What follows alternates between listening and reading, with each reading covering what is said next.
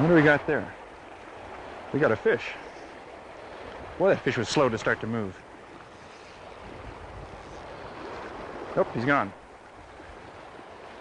The thing they call a tuck cast. And I think it was George Harvey who first figured this out. All it is you cast a little bit above the water quite hard so the fly will bounce back and down, and the fly will hit the water first, and we get a little bit of a head start on the leader. Now there's a fish on the leader and everything.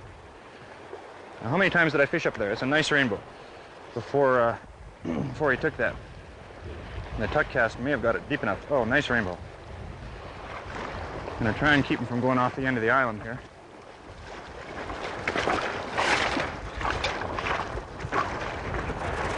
I think we're biased up here, but we really think our rainbow trout are spectacular in the bow. All the jumping and carrying on they do.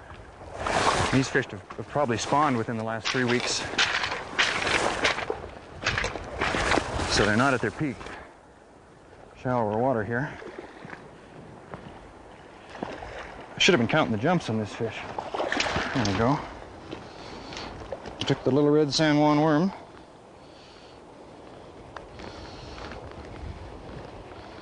That's just the typical release of the Bow River rainbow. Good.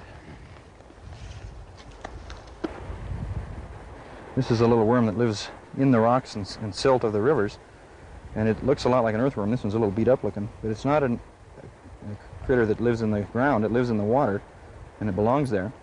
I don't remember the name of these things, but if you check Gary Borger's book called Naturals, he talks about them. It's an aquatic worm, and there's lots of different patterns to imitate it. This one is a little pattern tied with what they call ultra chenille. Probably going to ask me why it's so bright red, and I can tell you that I'm not really sure, but I suspect that this fly is not nearly as red as that once it gets down a couple feet under the water. But it has the right shape and generally the right color, and if you put it in the same places as the natural, the fish seem to take it. A lot of people wonder about this fly and whether using these things as fly fishing or not, and I have my own opinion on it, and basically I think that it doesn't matter what you fish with so much as it matters what you do with the fish when you catch them. I don't think that fish would have cared if that was a San Juan worm or a size 24 Quill Gordon. He got stuck and he got caught and he got let go. And I think he'd probably rather be caught and let go on that than caught and bashed on the head on a spinner or a fly or anything else. So I think that there's nothing morally more ethical about fly fishing than any other kind of fishing. It's what you do with the fish that's important. So it doesn't bother me to fish with these things. If it bothers you, you don't have to use them. We've shown you some of the Bow River when it's at less than its best in late June, when the water is kind of high and off color and you have to fish basically nothing but streamers and nymphs. But we've come back in August when the river's a little lower and conditions are much better for the dry fly fishing that's made the river famous. And I think we're going to spend a little time trying to walk the banks a bit and see if we can't find some snouts to throw little dry flies at. So we'll give that a go. To find rising fish on the Bow is not a matter of simply turning up on the river and finding fish rising right out in front of where you arrive at the water. You have to look for them. We've been floating the river this morning, and we're stopping and looking up along the banks to try and find a fish that's feeding on top. And we just found one, and he's straight upstream of me here, in very shallow water and very slow water, and it's a real typical sort of place to find a fish. And the interesting thing about it is if you're floating by way out there in the main river, look, even if you're looking over against the bank, chances are you wouldn't see the fish. You have to pull in and get out and hunt for them. There's not a lot of flies in the water, and he's not coming up really frequently, but I think he's up often enough to fish for. And once we can establish right where he is, we'll try and get into position and see if we can get him to eat something.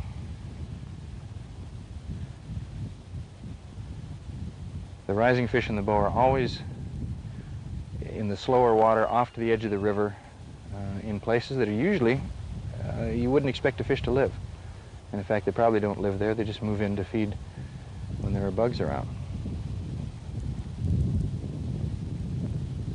I'll see if I can get this guy to eat.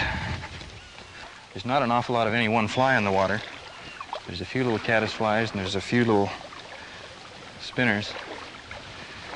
There he is. Boy, it's a nice fish. He may be inclined to eat several different flies. I'm going to put a little caddis over him first.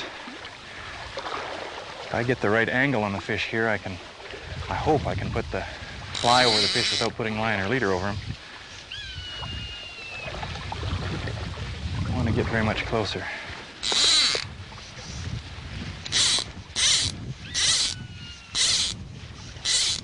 make a cast intentionally out to the right here just to make sure everything is behaving okay. Make sure I'm going to be able to get a decent float. I should almost be able to see this fish in the water, but I can't.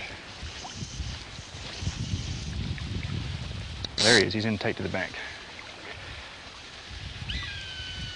You never want to yank the fly up out of the water because you've made a bad cast, if it's anywhere near where the fish can see it. It's behind him. There he is. He's moved up a bit.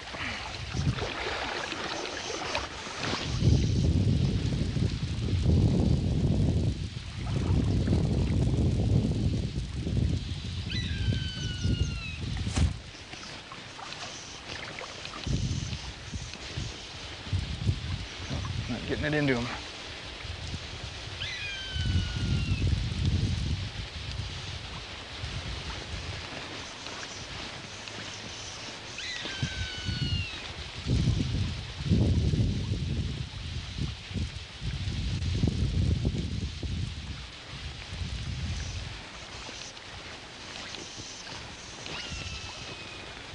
That might do it. There we go. Oh, I love getting them out of shallows like that. They don't know what to do. It takes them a while to figure out where they're going to go. This is the best part of this river, as far as I'm concerned, is when you can find a big guy doing that in the shallow water.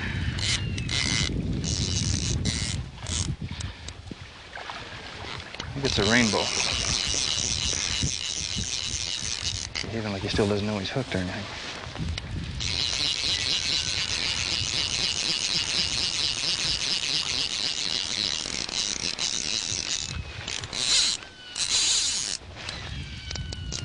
Gonna head for the big river.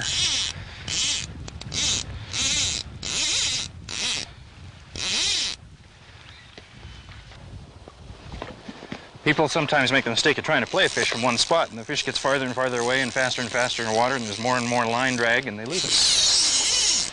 You want to follow a fish if you can, because on light tippet, you're just not going to pull them back upstream. Sometimes if you can get below a fish, it's great, but you can't always do that.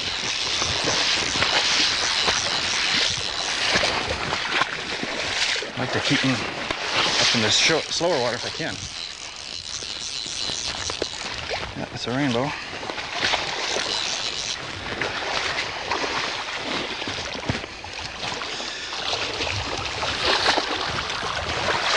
Good.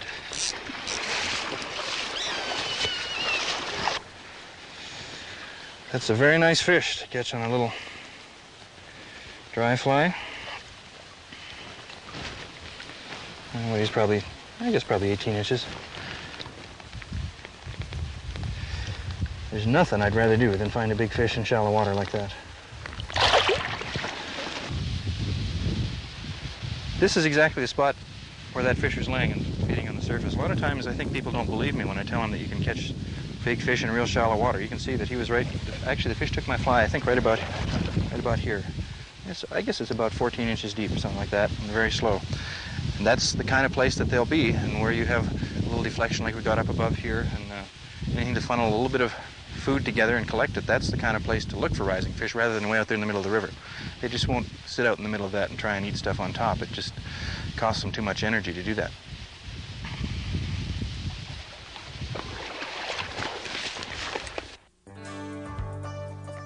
Could be a chance for a real nice fish on a little fly. There it is. Coming right out. There he goes, there he goes.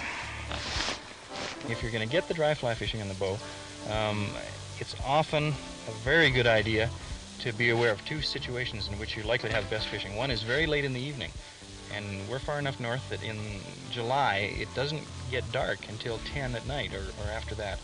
And lots of times the best dry fly fishing will be between 10 or 11, and people are not used to that. They fish till 7 or 8 o'clock and they go home, and then they hear about the great dry fly fishing and they think it's all story.